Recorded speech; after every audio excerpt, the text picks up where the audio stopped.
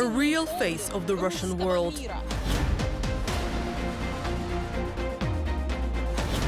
Shattered families and crippled fates.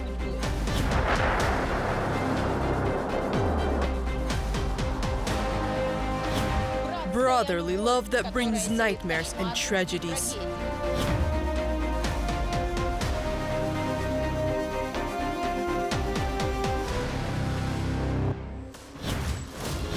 The Kremlin has spent decades and billions of dollars to establish a myth on kinship between the two peoples, a myth that was crushed with the first strikes of Russian missiles on peaceful Ukrainian homes. The stories of 4 Ukrainian families that had to put their lives back together, piece by piece, in our special report, Ukrainian War, 2 years of Russian terror.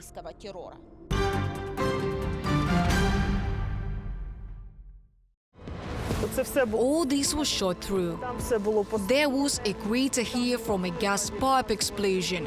There are only 4 walls left from a neighbor's house because it all burned down. Katerina's family is unlikely to forget the nightmare that the so-called Russian world brings. They have already managed to escape this horror twice. The first time this happened was 10 years ago, when they had to leave their home city, Donetsk. It was summer already. When we were leaving Donetsk, the first roadblocks on the highways were being built just in front of our eyes, and people were walking around there. In general, there were already a lot of Russians with weapons in Donetsk in that time. There was some machine gun burst in the courtyards. We realized that there was no Ukrainian army in Donetsk, and the last straw was a column of tanks driving through the center of the city with a writing to Lviv. And after that, I realized if they are here, then Donetsk will no longer be safe ever. And that was it. Then we just took backpacks, a guitar, packed our child stuff, and got on the train in Yasenovata. And our parents supported us. They agreed to sell the property that could be sold in Donetsk so that we can look for something and buy it here. So the family ended up in Hostomel. They renovated their new house. Katerina set up a workspace. She is a jeweler. I first made a pendant with the outline of the Donetsk region.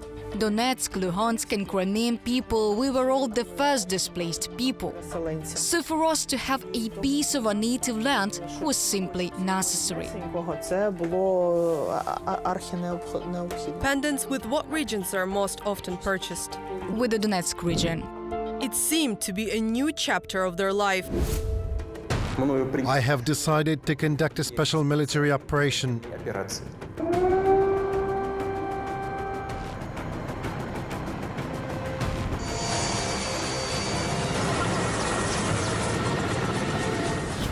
There was shelling on the other side of Hostomel, and the paratroopers were landing there as well. We have already learned this lesson after Donetsk. As long as the Russians are not around, let anything happen as long as they're not here. Being so close to the front of all these years has made us to get used to it and has developed some kind of a habit. We're used to the fact that they shouldn't bomb.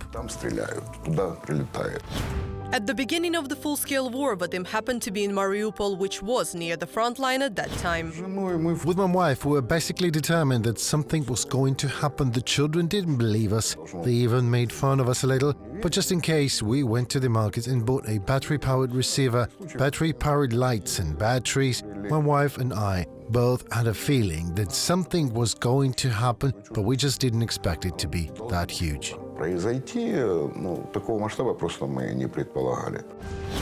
Russians were entering from 4 directions at once, through the state border, from Belarus, from the occupied Donetsk and Luhansk regions, and from Crimea.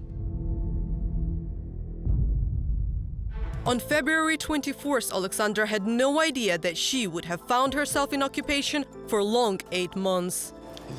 I woke up in the morning on February 24th. The first thing I did was I looked at my phone. I saw that Kyiv was being bombed.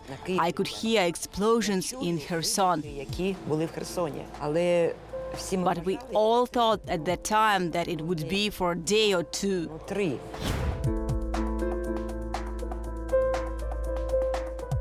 The explosions were very loud. I live in house number 18, and they hit building number 24, the same street. There was a school there. They repeatedly targeted there at the school.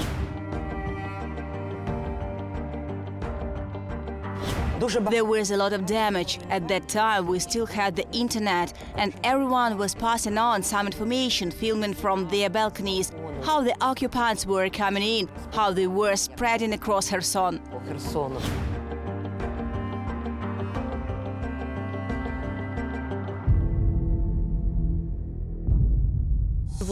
On February the 25th, they drove in a convoy towards Kyiv. They were shot at, but they came back, stood at the crossroads, and have been firing at civilian cars for 6 hours in a row.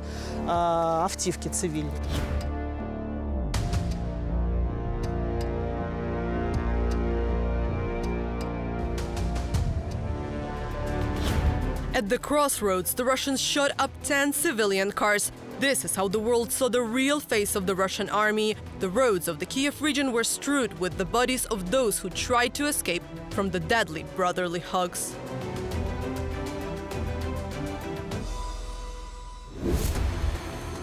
Meanwhile, the street fights had already started in Hostomel. It's totally surrealistic. We had guys shooting right next to our house, and we were literally about 50 meters away from them at the window. At night, the battle started, and we went into the basement and stayed there until morning. Because the tanks were firing specifically at this block, they hit here and the neighbor's house, so a crater appeared. I had half of my workspace blown away, a wall fell down here and a corner there, everything. Windows slid, half of the house was smashed, and after that we realized that we couldn't stay here any longer. Mariupol quickly became encircled. The defenders of Ukraine heroically held back the onslaughts of the Russians. In response, the enemy was wiping the city off the face of the earth. There were explosions not far from our house, maybe 200-300 meters away. There was a hospital 500 meters away from us. They were bombing it. There were jets flying over us, bombing everything. When this heat started, we were already in the basement. Those shellings ramped up every day. When the jet started flying, we were in the basement and heard that the jet was flying, and we already knew that it was going to set off a bomb. So it flew by and something exploded somewhere, but a bomb is not a bullet, you know, it's bigger. And you being in the basement can feel how the ground is shaking. Бомба – это не снаряд, это гораздо больше. И вот так вот все и в подвале ты это ощущаешь, и земля дрожит.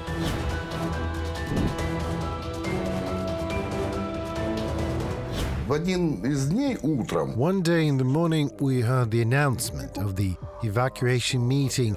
They named around 3 or 4 places, maybe, of gathering around the districts for people to be evacuated.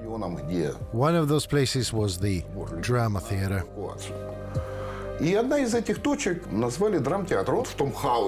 Somehow we managed to come through that road mass, and when we arrived, there was already a line of cars near the theater. We were at the rear of that queue, and then somebody came out of the drama theater and announced that nothing was going to happen and we had to go home. We decided that if we had already left our house, then we should ask to stay in the theater to wait for the evacuation. It was not a place to hide, just to wait for the evacuation. Until my last day there, people hoped that there would be an evacuation, that there would be hope, that there would be the Red Cross. Everyone had such big hopes for the Red Cross, as if it were God. Katerina and her family decided to get out on their own. They went to Bucha, which back then was quiet. I opened the wicket and it was just the apocalypse. Something was shooting, burning, slamming, and we realized that we just wouldn't make it because we would have to run through the intersection and they were constantly shooting at it. І ми можемо просто не добігти. І ми So we instantly decided to move along the fences to Bucha. на Бучу. Бо там живуть наші куми. А ми перед Because our in-laws lived there. When we contacted them before that and asked what was going on in Bucha, they said that everything was fine there. у нас все є, у нас тут і вода, і світло, тут They had light and it was quiet. That since the Russian column was broken up, everything was cool there.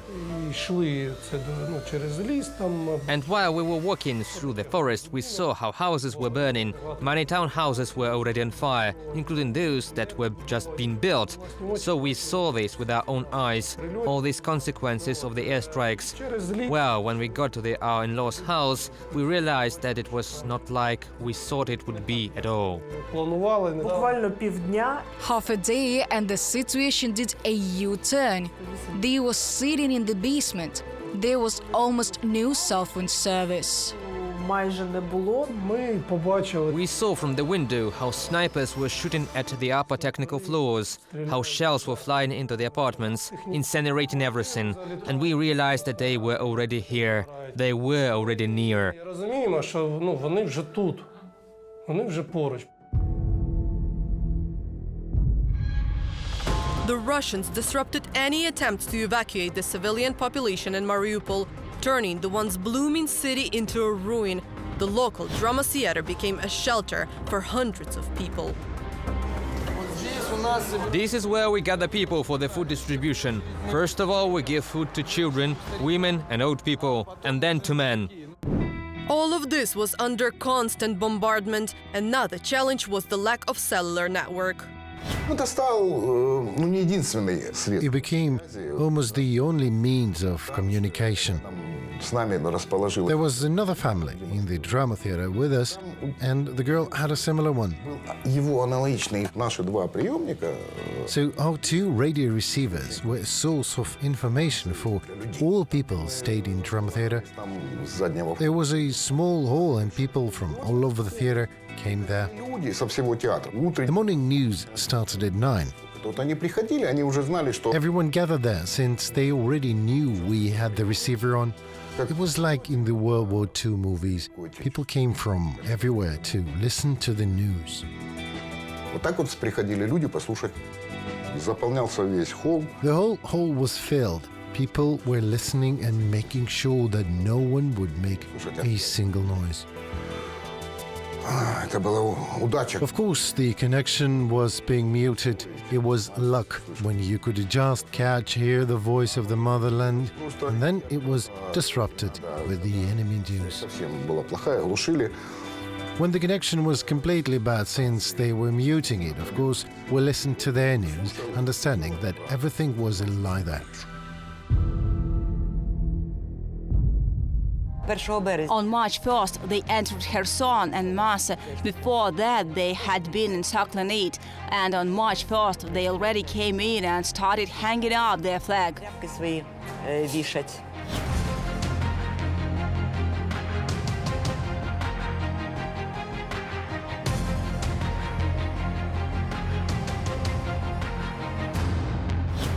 March 13th is an incredible day for every citizen of Kherson because on March 13th, 1944, Kherson was liberated from the Nazis. But this time on March 13th, the Russians started shooting.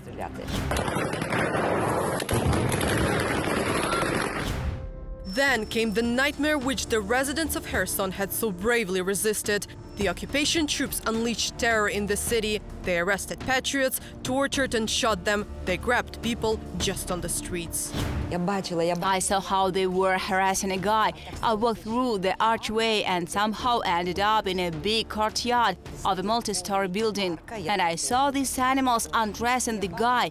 They were getting into the shuttle buses and saying, "You go and you out." Only the men were taken out. They were undressing them. It was summer. They were looking at some tattoos related to our indestructible Ukraine. Незламної України.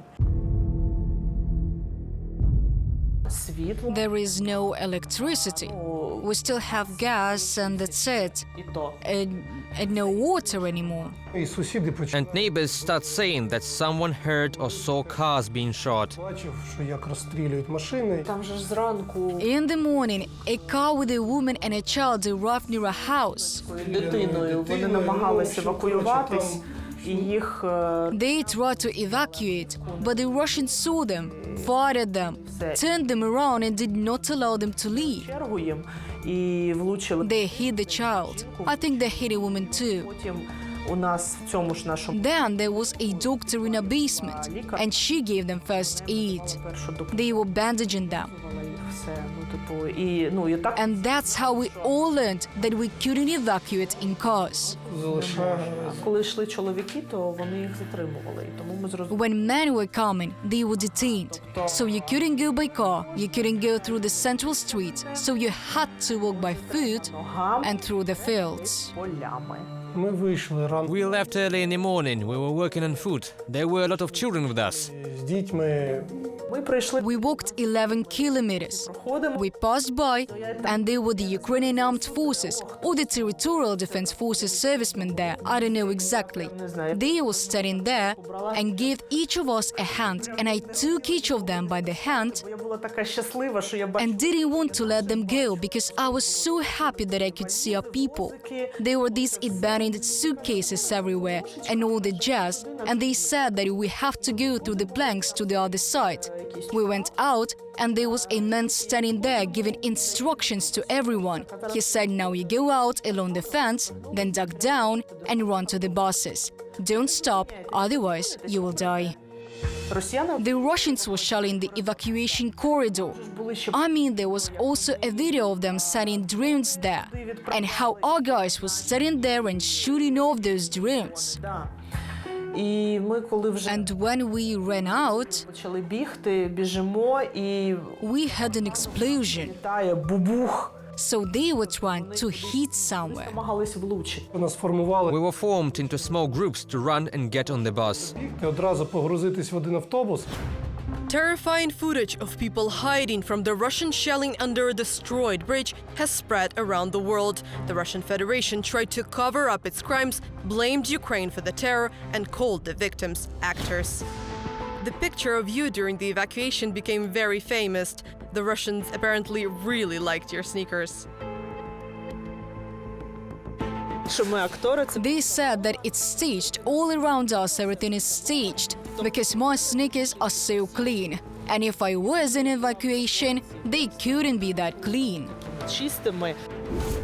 Власне, ті фотографії, які всі потім побачили. And these photos that everyone saw later, both Katya's with the child and mine with Granny, were taken on this very section. От саме на цьому відрізку, коли ми з When we were coming up from the bridge, it was about a kilometer to those buses that were there. They didn't come closer either. автобусів, які там, вони теж не під'їжджали близько. І теж треба And we had to run too. Run or you'll die. Ми біжимо. And there was a serviceman standing there. He said to put hats over our children's eyes because they must not see this. It was a woman running with 2 children just 15 minutes before us. And they were hit, and that's it. She was lying right there. Vadim decided to escape from the blockaded Mariupol on March 14th. Было где-то часов. It was morning, maybe 10 o'clock. I went out in some kind of an organized convoys of cars. Организовано. Суд. One small convoy left in the morning, and it was the second one that was being organized. It was apparently the main one. Ехали по разбомбленному уже городу. I was driving through the bombed-out city. The border part was broken and shot up, and the equipment was broken. Mines were scattered almost everywhere, and that's how we went out. Ну, мины где-то лежали. Ну, вот так вот выехали.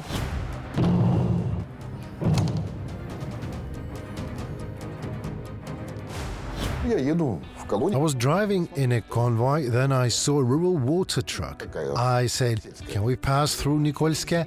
This is the road that leads to Zaporizhia. First, you go through Nikolske, and then you go to Zaporizhia, not to Berdyansk. He said, yesterday people were still driving there. I left the convoy, turned around, and went to Nikolske. И пошел из Мануша на Никольское.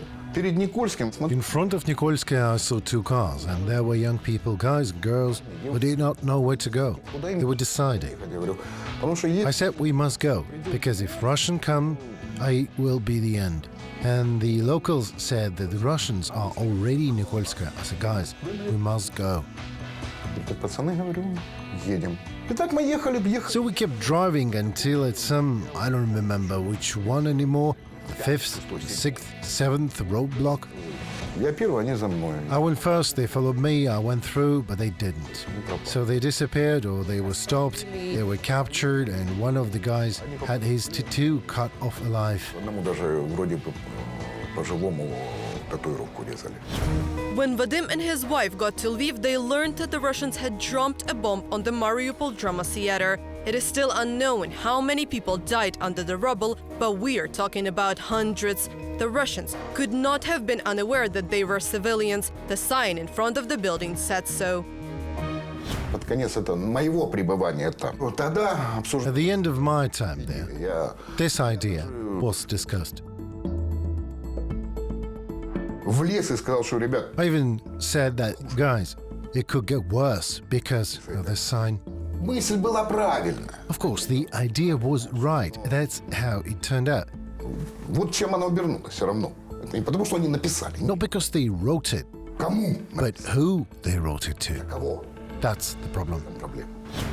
The Russians are building Potemkin villages on the ruins. Putin's propaganda reports on the reconstruction of Mariupol, but in the reality, there is devastation, leaky roofs, and the deaths of thousands of people from the Russian bombardments behind the bright facades. But the cynical lies of the Kremlin heralds are not surprising. For example, in Kherson, they tried hard to create the illusion of prosperity.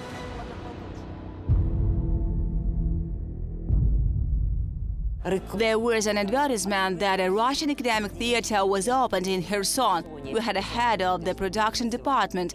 Then he was caught for bribery or embezzlement, brought to the guard, and he became the head of theater. And the traitors went to work for him because of the money. I met with artist Sergei Garmash from Kherson. He then asked me to gather the staff and we would have a creative meeting with Russian and Kherson artists. I said, you and I had a past, but we have no future. But neither propagandists, nor Russian actors, nor referendums and banners promising Russia forever worked. People waited for liberation from the occupiers, and they finally got it.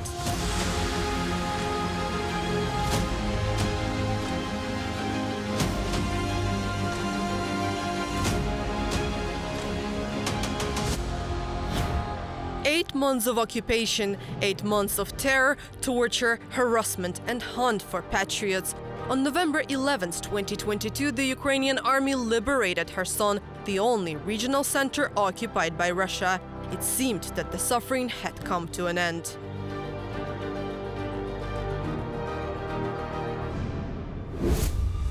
But the Russians began shelling the city almost every day, and on June 6, 2023, they blew up the dam of the Kakhovka hydroelectric power plant. Kakhovska hydroelectric plant was blown up. It was the 6th of July, and then there were calls to France. Дзвінки.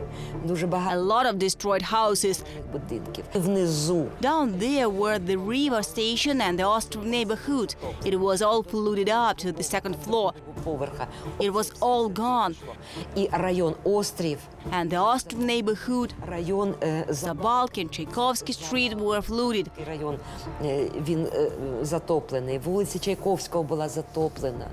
My friends suffered a lot. Дуже постраждав лівий берег. Aleshki, the left bank, Zbruivka, Holoprist and Gradins were underwater. And the left bank, some barges broke off there in the Hero Park and it blew everything away. Там відірвалася якась баржа, і вона все... It was coming. The water current was very strong. It destroyed everything. Another act of terror and ecocide. Thousands of people have been trapped in water and sentenced to death by the Russians.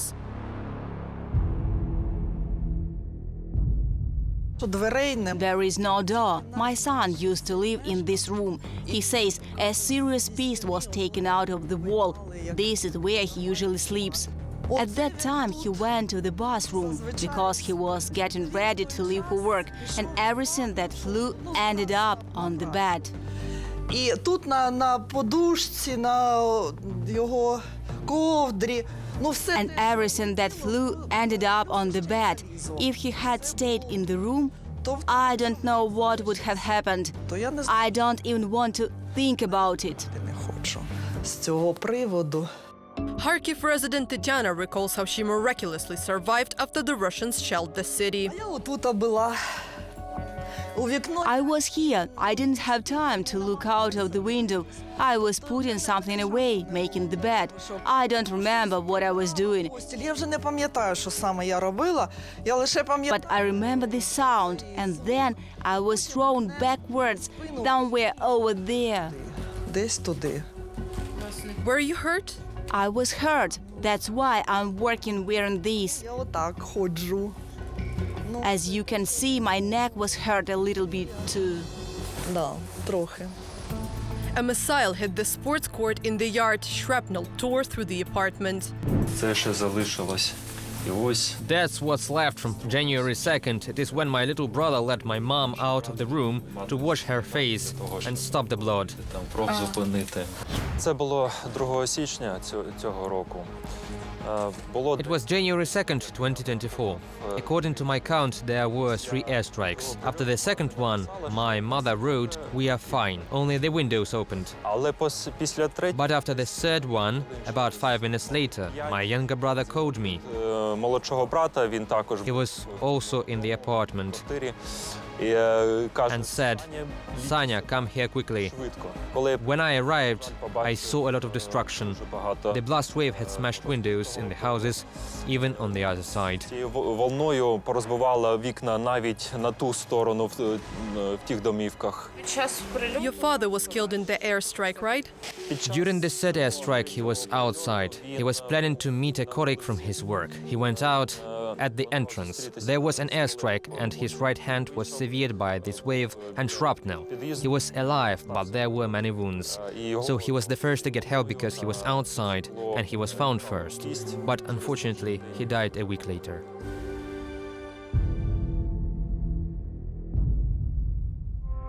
Two years later, the nightmare that Vadim endured in Mariupol has not left him.